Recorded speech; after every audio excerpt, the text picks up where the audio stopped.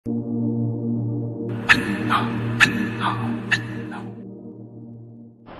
تعالیٰ نے صحبت کی تاثیر اور صحبت کا اثر یہ رکھا ہے کہ انسان کے دل میں صالحین کی صحبت کے آنے کے بعد گناہوں سے خود بخود نفرت ہو جاتی ہے،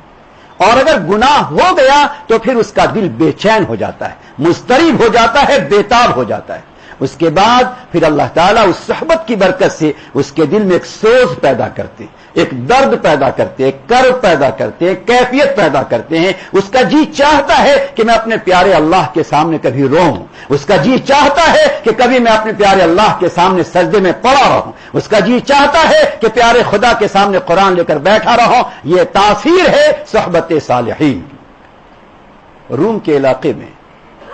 مولانا جلال الدین رومی رحمۃ اللہ علیہ ایک بہت بڑے عالم گزرے، اور جو شاہ وقت تھے اس کے نواسہ تھے، تو بڑے عالم ہو گئے تو بادشاہ کو بہت خوشی ہوئی اور یہ کہیں پڑھانے کے لیے لگ گئے۔ تو بادشاہ نے کہا کہ میرا نواسہ اتنا اچھا عالم بن گیا، اپنے گھر سے چلتا ہوا پڑھانے کے واسطے جاتا ہے، تو بادشاہ نے شاہی سواری کا انتظام کیا کہ میرے نواسے کو شاہی سواری گھر لینے جائے گی اور مدرسے چھوڑنے جائے گی، وہاں وہ پڑھائیں گے اور پڑھا کر فارغ ہوں گے تو شاہی سواری اسے اپنے گھر تک چھوڑے گی۔ یہ اعزاز، یہ اکرام بادشاہ نے کیا۔ پڑھاتے پڑھاتے ایک زمانہ گزر گیا تو مولانا جلال الدین رومی رحمۃ اللہ علیہ کے دل میں خیال آیا کہ میں پڑھاتا تو ہوں، کتابیں پڑھا لیتا ہوں، میرے پاس پڑھے ہوئے اچھے اچھے طلبہ تیار ہو گئے ہیں، اور اللہ تعالیٰ نے مجھے سب کچھ دیا، عزت بھی دی ہے، شہرت بھی دی ہے، مگر دل کی وہ دولت جس کو سوز کہتے ہیں، دل کی وہ دولت جس کو خشیت کہتے ہیں، دل کی وہ دولت جس کو محبت الہی کہتے ہیں، جس کو معرفت الہی کہتے ہیں، جس کو حضوری کی کیفیت کہتے ہیں، جس کو استحضار کہتے ہیں، یہ جو دل کی ایک عجیب سی کیفیت ہے، جو کیفیت تمام صحابہ کے اندر تھی، جو کیفیت تمام محدثین کے اندر تھی، جو کیفیت تمام تبع تابعین کے اندر تھی، وہ کیفیت ہمیں نہیں مل پا رہی ہے، تو آخر میں کیا کروں؟ اس کے لیے وہ بیتاب تھے ہمیشہ کہ یا اللہ میں نماز بھی پڑھتا ہوں، میں درس و تدریس میں لگا رہتا ہوں، مگر وہ دل کا مایا اور دل کی وہ کیفیت ہمیں حاصل نہیں ہوتی ہے، اسی اضطراب میں تھے۔ تو اللہ رب العزت نے اس زمانے کے ایک شیخ کامل جن کا نام شمس تبریزی رحمۃ اللہ علیہ، شمس تبریزی رحمۃ اللہ علیہ کا آخر وقت ہو چکا تھا، اور انہوں نے اللہ سے دعا کی تھی کہ اللہ تعالیٰ آپ نے ہمیں جو دل کی دولت عطا فرمائی ہے، اب میرا وقت ہو چلا ہے، میری زندگی بہت ہو گئی ہے، پتہ نہیں کب میری موت آ جائے، اللہ کوئی ایسا درویش بندہ مجھے عطا کر دیجیے تاکہ میں اپنے دل کی دولت اس کے دل میں ڈال سکوں اور اپنے دل کی دولت اسے منتقل کر سکوں۔ تو چلتے چلتے اسی مدرسے پہنچ گئے جہاں جلال الدین رومی رحمۃ اللہ علیہ اپنی پورے شان و بان کے ساتھ پڑھا رہے تھے۔ سامنے حوض تھا، اس زمانے میں جو کتابیں تھیں وہ کتابیں قلم اور روشنائی سے لکھی جاتی تھی، ہاتھ کی بنائی ہوئی سیاہی سے لکھی جاتی تھی، تو وہ کتاب پڑھا رہے تھے۔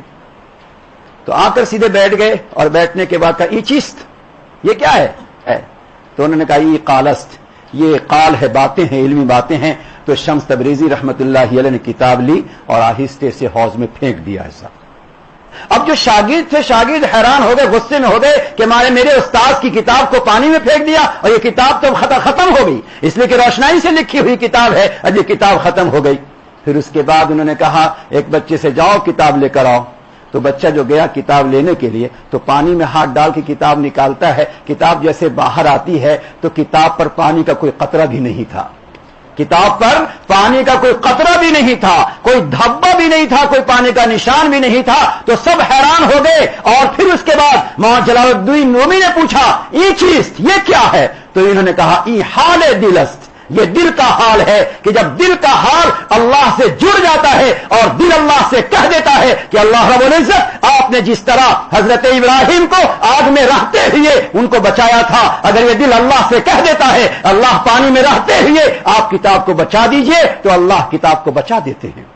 مولانا جلال الدین رومی سمجھ گئے یہی وہ صاحب دل ہے جن کی مجھے تلاش تھی، اب پڑھانا بند کر دیا،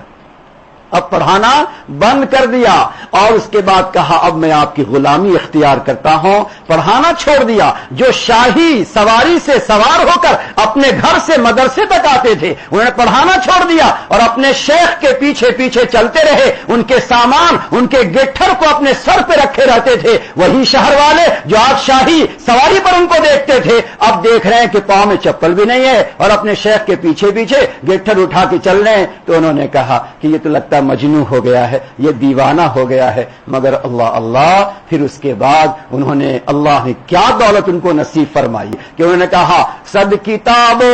صد ورق در نار کن، صد کتابو صد ورق در نار کن، جان و دل را